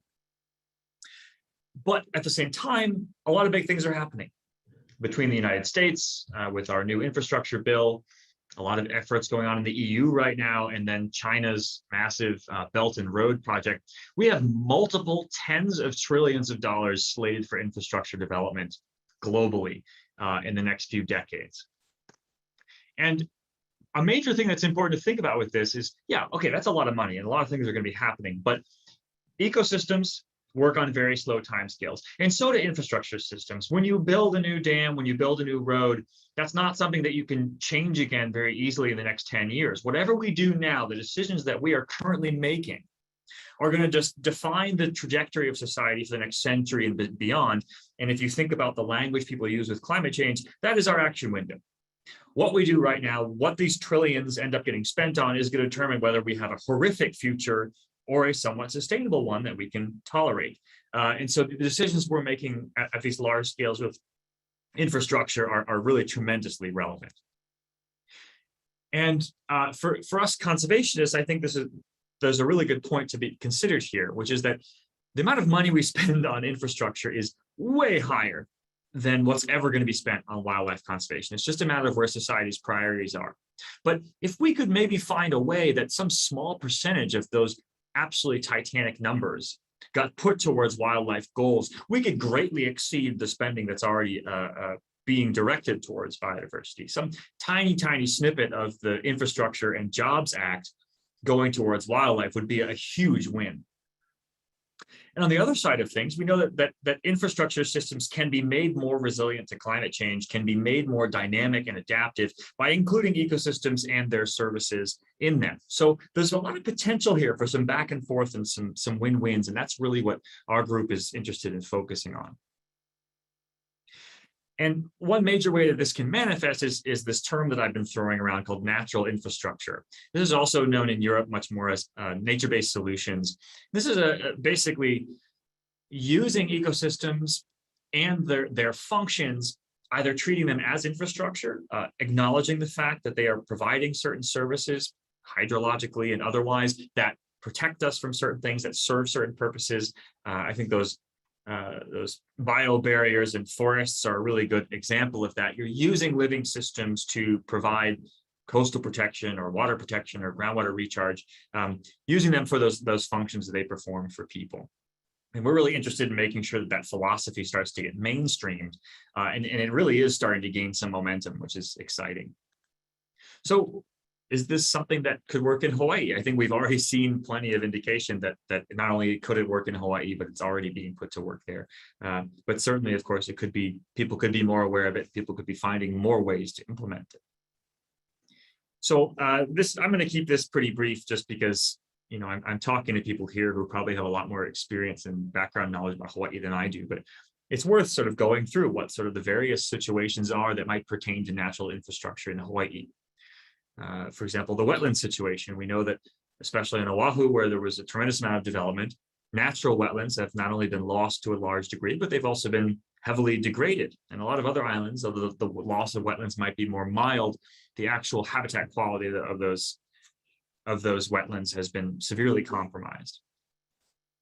Then there's the water situation. There are, of course, a lot of different aspects to this, but the major one, especially on the island of Oahu, which supports the majority of Hawaii's population, is this water balance problem, right? We have tremendous amount of rainfall at times, but all of that water is being jettisoned right out into the coastal waters. That's leading to these pollution issues. That's leading to the destruction of the coral reefs, and also, of course, less groundwater recharge. If all the water is leaving the landscape right away, that's not going into the ground where we can use it. And I noticed that there is increasing amounts of dialogue for the government around the primary urban center. There are concerns that the population of those cities may eventually be pretty soon be overtopping the capacity of the aquifers on which they rely. Then we have the climate situation, which we've already been talking about. We know sea level rise is a huge threat in Hawaii. Coastal flooding and storm surge is going to be an increasing issue. And we know that those things are getting worse and worse across time. So something does have to be done with these big coastal cities, especially. We're going to be running into this threat, and that's going to be a major risk for, of course, human lives and also for infrastructure and major financial investments. And as we're all familiar with, and we've heard some great research on this already today, we have the wildlife situation. And when it pertains to natural infrastructure and things like artificial wetlands, we have these endangered Hawaiian waterbirds that could potentially benefit. They're threatened by sea level rise. How much we could quantify that is, of course, pretty difficult, but we know it's going to be a problem. And at the same time, we know that compared to a lot of other Hawaiian avifauna, these species are kind of getting close to being somewhere where we might be less concerned about them. There are some efforts to downlist some of them, right? The Hawaiian stilt is apparently being downlisted, which potentially is a bit of a questionable decision. But regardless, we know that these species are doing better than the ones that are seeming more hopeless. And so it's also kind of encouraging that there's something that maybe if we could take certain steps to protect them better, we could get somewhere. Sea level rise, again, as I said, is an issue. And then at the same time, we also have to think about the reefs, right? They're the other side of where the water goes when it's going through these wetlands and when it's leaving the islands.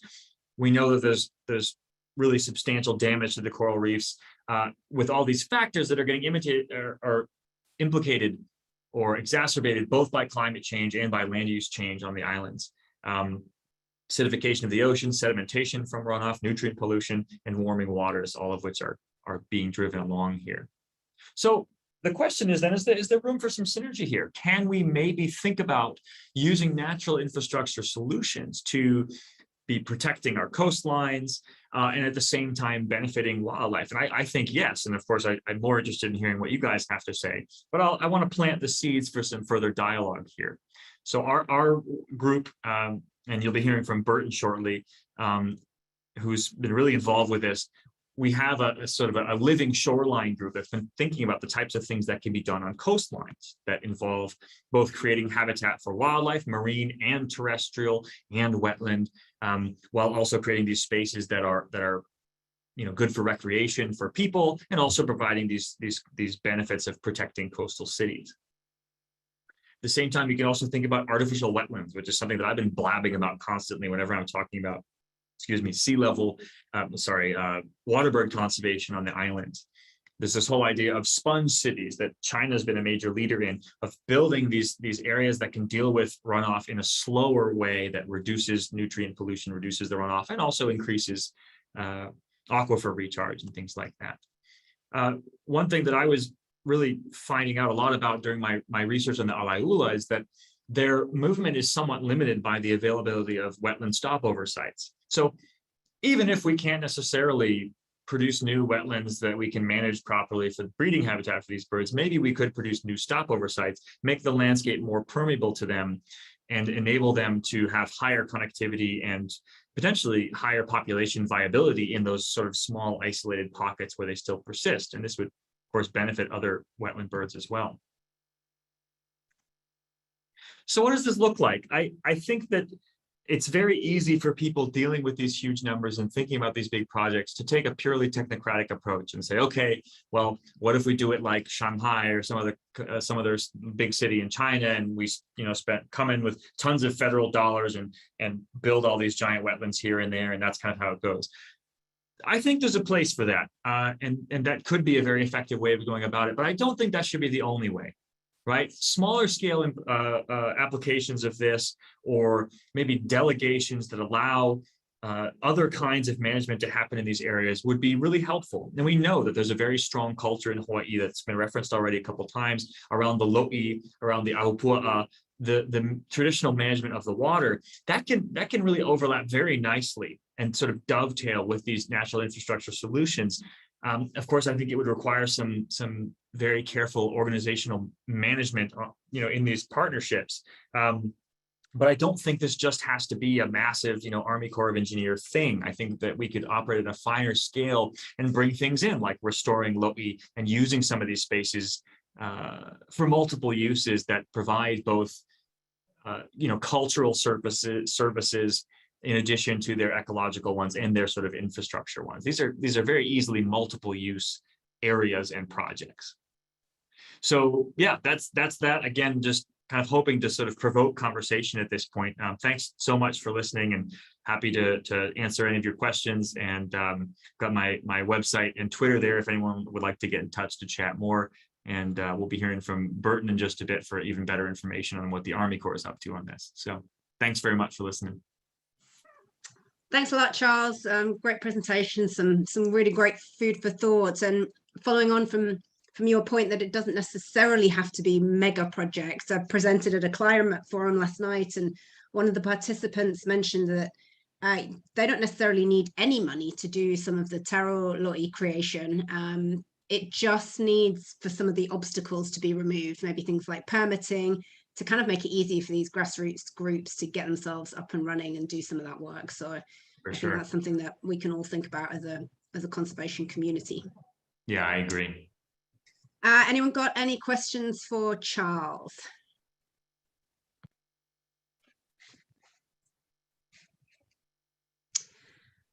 Okay, I'm not seeing any right now, but if they occur to you, feel free to put them in the chat. Our last speaker today is Burton Sudell. He's a research biologist with the US Army Corps of Engineers, Engineering with Nature program. And we can see your slides there, Burton. Yep, looks good. Yeah, hey, Helen, thank you very much. Quick sound check as well. Yep, I can hear you. Yeah, thanks, Charles, for that great presentation. A good place for me to step off and build on. And Helen, thank you very much for the opportunity to talk to this group today. Yeah, I'm Burton Sudell, a research biologist I do work at our Engineer Research and Development Center in Vicksburg, Mississippi. We're the R&D arm of the Army Corps of Engineers, and we provide technical support to our districts and divisions all over the world. One of the things that I have been working on centrally from a professional perspective the last several years is being a senior scientist representing and investigating ways in which the Army Corps of Engineers can be a more sustainable organization. And one of the ways that we have identified that we could achieve that overall objective is to implement what we call the Engineering with Nature initiative within the Army Corps of Engineers. The definition you see there at the top, if you ask yourself the question, what makes my project consistent with engineering with nature principles and concepts, it would be that they address those 4 key elements there on the left. The graphic there in the middle gives you a sense for what we're trying to achieve with our Engineering with Nature projects. To go beyond that 20th century intended engineering objective, looking for opportunities to incorporate economic, environmental, and social benefits associated with those projects.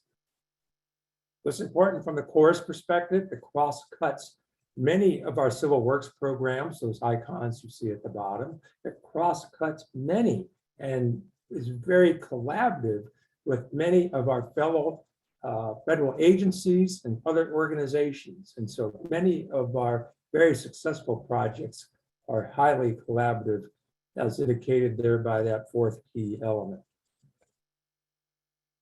Engineering with Nature was stood up in 2010, so we're in our 12th year. It's guided by a strategic plan. The current one takes us through the end of 2023. We have hosted and participated in dozens of workshops, technical meetings with a wide variety of internal and external stakeholders, partners, and collaborators. We have identified and established what we call proving grounds within the Army Corps of Engineers. Those districts that have made a commitment to design and implement and construct engineering with nature principles into their infrastructure projects. Engineering with Nature has also been blessed with receiving a wide variety of awards, not only nationally, but internationally, really giving a sense for how well we're making progress in terms of making a difference and charting a more sustainable course for the Army Corps of Engineers. As you remember, I'm not an engineer, I'm a biologist, but I do realize, working for the world's largest engineering organization, that engineers need information. So how are we going about implementing engineering with nature practice? We do recognize that that requires guidance, that requires standards, it also requires evidence to help us foster that engineering with nature initiative. And so some of the document covers that you see here gives you a sense for some of the examples that we published, beginning with natural nature-based features that was stood up in post-Hurricane Sandy. In addition to that, through the Engineering with Nature website, we have developed now in our 4th year of podcasts, interviewing a wide variety of our partners and collaborators and others that talk about what engineering with nature means to them and how they go about achieving their objectives in their day jobs. I think the most important document that we've published since the standing up of the Engineering with Nature initiative in 2010 is the publication just a few short months ago, the International Guidelines on the Use of Natural Nature-Based Features for Flood Risk Management. We drew together dozens of subject matter experts from all over the world to generate technical guidelines for how you may be able to implement an NFWF to help reduce flood risk and to manage flood risk regardless of where you are. This could be marine coastal environments, freshwater coastal environments, particularly as we consider our Great Lakes states, and then of course fluvial environments inland, and also including those island states and nations that would include Hawaii. In addition to that, we, in addition to a wide variety of other publications, we have actually published what we might call coffee table books, fairly atypical for us. But we have published first in 2018, volume 1, and then subsequently volume 2 in 2021, the Engineering with Nature Atlases. 56 projects in volume 1, 62 projects in volume 2, including Army Corps of Engineers and other organizations within the US and other parts of the world, what those best practices look like. If we ask the question, particularly from leadership, not that they don't have a long attention span, they don't have a lot of time. When they say, show me, this is sometimes one of the best ways to show them how we are changing practice organizationally. Now, I don't want you to think this is some small thing that a couple of us are doing over in the corner somewhere. Our most recent and current Lieutenant General Scott Spellman, our 55th Chief of Engineers, this gives you a sense, and this is a direct quote coming out of volume 2. This is a commitment within the Army Corps of Engineers at the very top level of the organization. I've talked mostly so far about civil projects related to, for example, our missions and ecosystem management, navigation, flood risk management, and even water operations. But certainly from the military side, we've also stood up and working with some of our military partners within the Army. You know, think about what happened to Tyndall Air Force Base in the wake of Hurricane Michael and the billions of dollars in damage that were subjected to that particular base. And so we're also working to implement Engineering with Nature for the Department of Defense. And we recently published another atlas related to DOT projects. I may be biased, but I think one of the best websites in the entire Army Corps of Engineers is our Engineering with Nature website. And so the link is there at the bottom.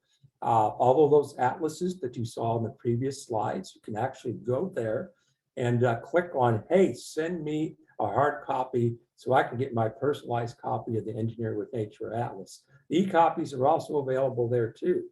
But the website really is essentially to serve as a one-stop shop for accessing all things related to engineering with nature, both within and outside the Corps of Engineers. What are we doing in this space? Not only historically, but also what's the current R&D that's being funded by the Engineering with Nature Research Program. So it's a great resource to learn more about engineering with nature.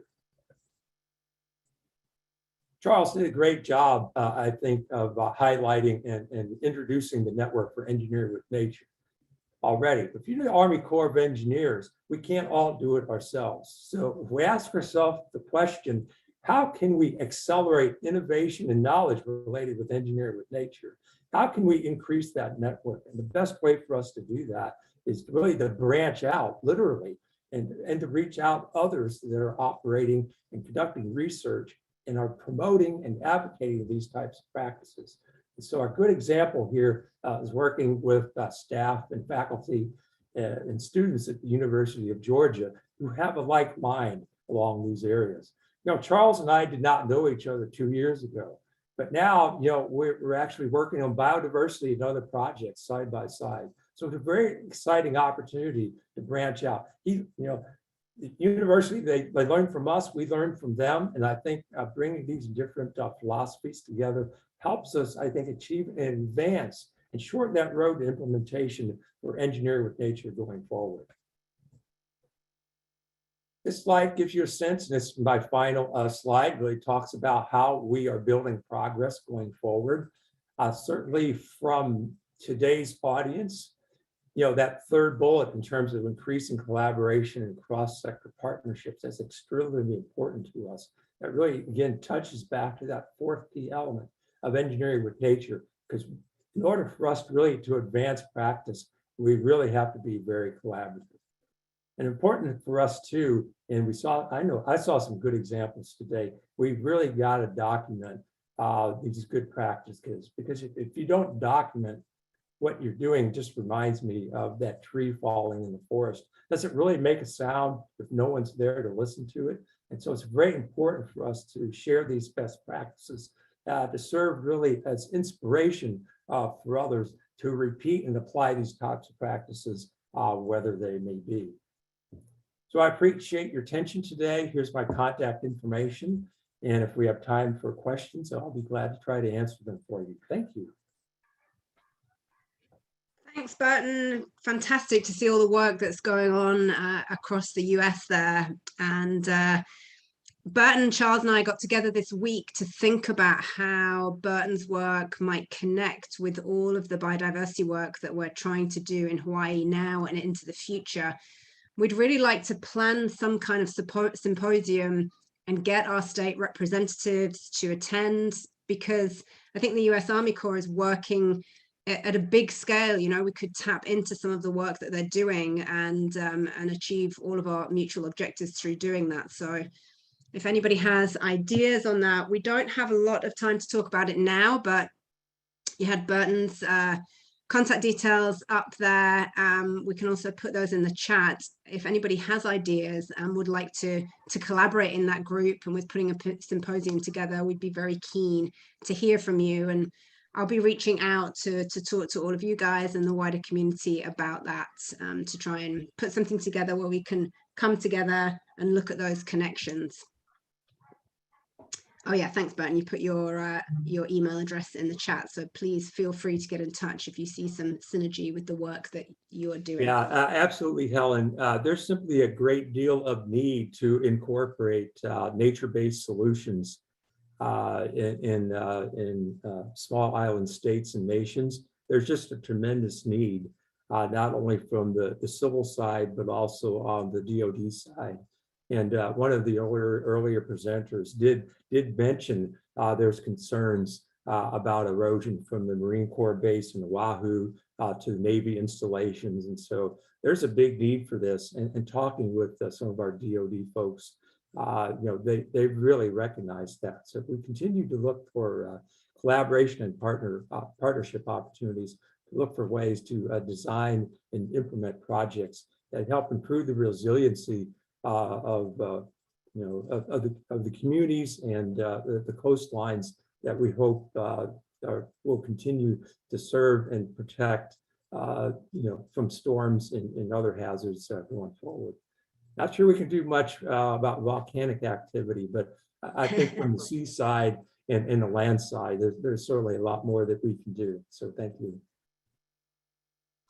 Well, I'd like to thank you, Burton, and all of our presenters. We really appreciate your time to talk about your work. And I thought every presentation was really interesting. There is some fabulous work going on here, and it's great to be able to share it. So thanks so much. And I have everybody's contact details, so you can always contact me, Helen_Rain@pacificbirds.org, and I can put you in touch with the other presenters. But we are pretty much at the top of the hour, so I'm going to close up now and thank everyone for their attention. Thanks again to the presenters. Enjoy the rest of the day. Hui ho. Yeah, thank you, everybody. Bye, everybody.